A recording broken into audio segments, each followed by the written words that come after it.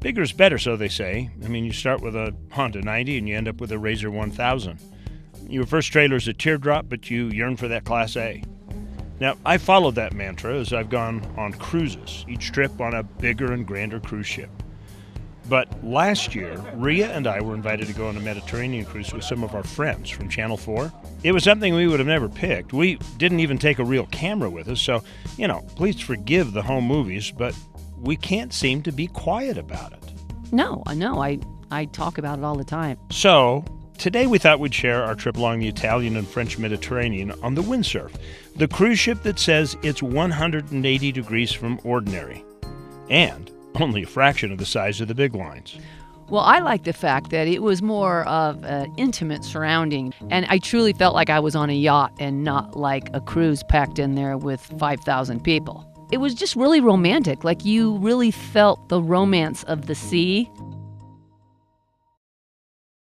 The ship itself was really impressive.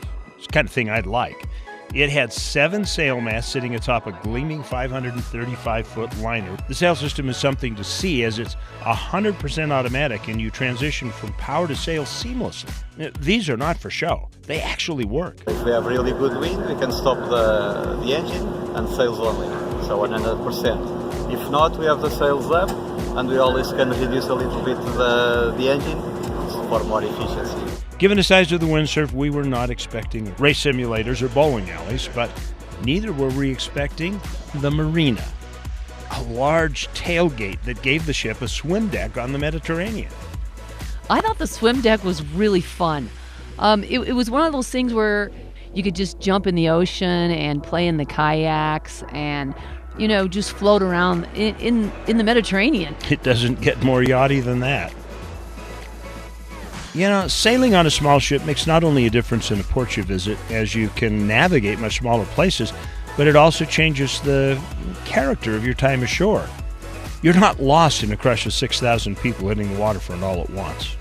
I just never felt like I was a tourist. I just felt like I blended in with everybody. It was really cool. I love church architecture, and the cathedrals that we went into were beautiful. And they were open, so you could go in and just walk around and, meditate if you wanted to. It was pray. It was beautiful.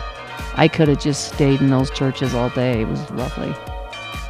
For me, the highlight of the trip had to be Monte Carlo, home of the European jet set.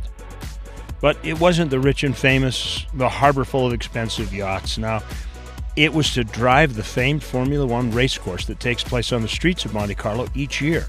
It was easy. We got a map and rented a car and drove.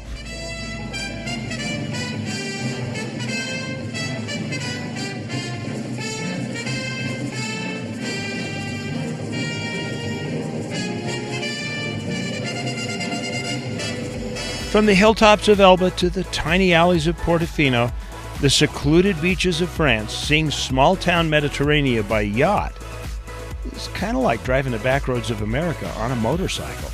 I think if you are in the mood for a low-key, absolutely beautiful, romantic week, there's just something about being on a sailing yacht that just it's just amazing.